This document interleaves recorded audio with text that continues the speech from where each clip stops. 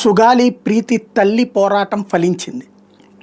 14 సంవత్సరాల తన కుమార్తెని అత్యాచారం చేసి హత్య చేసి ఆత్మహత్యగా చిత్రీకరించే ప్రయత్నం చేశారంటూ నాడు ఆమె కంప్లైంట్ చేసింది.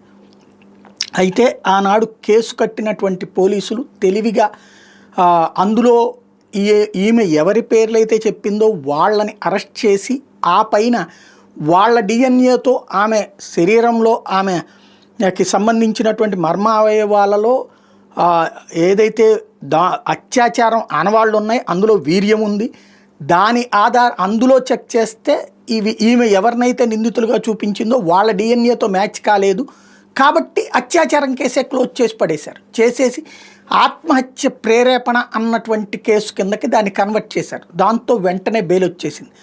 అత్యాచారం వాళ్ళ ముగ్గురు కాకపోతే ఎవరు చేశారో తేల్చాలి, అది పక్కన పెట్టేసినటువంటి ఇష్యూ. ఫైనల్గా ఆ కేసుని అలాగా జాగ్రత్తగా మూలన పడేసినటువంటి వ్యవహారంతో కేసు అక్కడతో ఆగిపోయింది. ఆ తర్వాతన జగన్మోహన్ రెడ్డి అధికారంలోకి వచ్చినటువంటి సందర్భంలో ఈ అంశాన్ని ప్రస్తావించింది. ఆవిడ ఫస్ట్ ఒక వైసీపీ నాయకుల దగ్గరికి వెళ్ళటం, అది పేపర్లో రావటం, ఈలోపు పవన్ కళ్యాణ్ దాన్ని సీరియస్గా తీసుకుని దాని మీద పదే పదే స్పందించడం.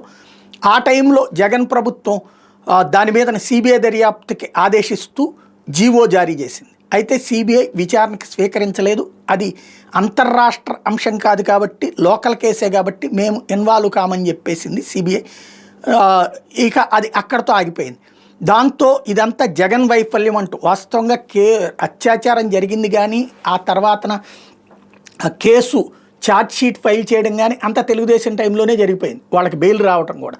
బట్ ఇదంతా జగన్ వైఫల్యం అంటూ పవన్ కళ్యాణ్ దాన్ని జగన్ మీదకి తీసుకుంటూ 5 సంవత్సరాలు చేసుకుంటూ వచ్చారు. అంతవరకు అయిపోయింది. మేము రాగానే మొట్టమొదట ఫైల్ సుగాలి ప్రీతి కేసు సిబిఐ దర్యాప్తుకి అన్నదే చెప్పుకొచ్చారు. అది చేసుంటే ఇష్యూ ఉండేది కాదు, కానీ అసలు ప్రస్తావించలేదు, అది పక్కన పెట్టేశారు. వాస్తవంగా జగన్ టైంలో ఇటు సిబిఐ దర్యాప్తుకి జీవో ఇవ్వడంతో పాటు ఎస్సీ ఎస్టీల అత్యాచార నిరోధక చట్టం కిందన వచ్చే పరిహారం కంటే ఎక్కువ పరిహారం ఆ కుటుంబానికి ఇచ్చారు. 5 ఎకరాల భూమి, 5 సెంట్ల స్థలం, ఇంటి స్థలం ప్లస్ ఒక ప్రభుత్వ ఉద్యోగం ఆ కుటుంబానికి ఇచ్చారు. తద్వారా ఆ న్యాయం వరకు జరిగింది, అసలు న్యాయం మాత్రం జరగలేదు. అది సిబిఐ దర్యాప్తు టేకప్ చేయకపోవడం. ఇప్పుడు ప్రభుత్వం మారిన తర్వాత పవన్ కళ్యాణ్ చెప్పారు కాబట్టి అది చేస్తారనుకుంటే జరగకపోయేటప్పటికి కొన్ని రోజుల తర్వాత రీసెంట్గా దాదాపు 15 నెలలు అయిపోయింది, వాళ్ళమ్మ ఒక నెల రోజుల నుంచి నోరు విప్పి మాట్లాడడం బిగించేసింది.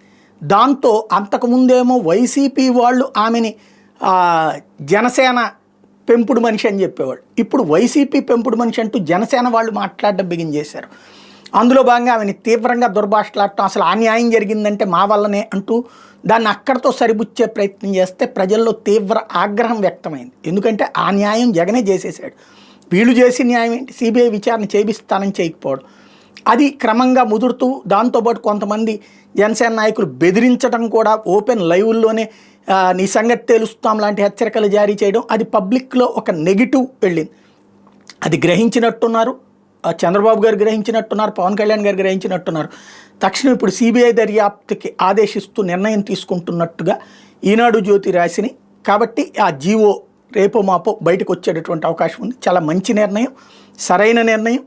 ఇప్పుడైనా సిబిఐ వేగంగా స్పందించి దాని మీద విచారణ, ఇప్పుడు తప్పించుకోవడానికి వీల్లేదు. ఇదివరకు జగన్ పార్టీ అక్కడ ఉన్నటువంటి కూటమిలో లేదు, ఇప్పుడు కూటమిలోనే బీజేపీ కూడా ఉంది కాబట్టి కేంద్రంతో చెప్పి ఆ కేసులో నిజానిజాలు తేల్చి అసలు దోషుల్ని పట్టుకుని అరెస్ట్ చేసి శిక్షించాల్సిన అవసరం అయితే ఉంది. అందులో డిఎన్ఏ మ్యాచ్ కాలేదంటే తదుపరి దర్యాప్తు చేయకుండా ఆత్మహత్యకు ప్రేరేపణ పేరుతో కేసుని మార్చిన పోలీసుల దగ్గర నుంచి అత్యాచారం జరిగినా కూడా అసలు అత్యాచారం కేసు కాకుండా దాన్ని ఆత్మహత్య కేసు కిందకి మార్చినటువంటి వ్యవహారం దాకా ప్రతి దాంట్లో అడ్డు గొడుగున అవినీతికి పేర్కొనుంది.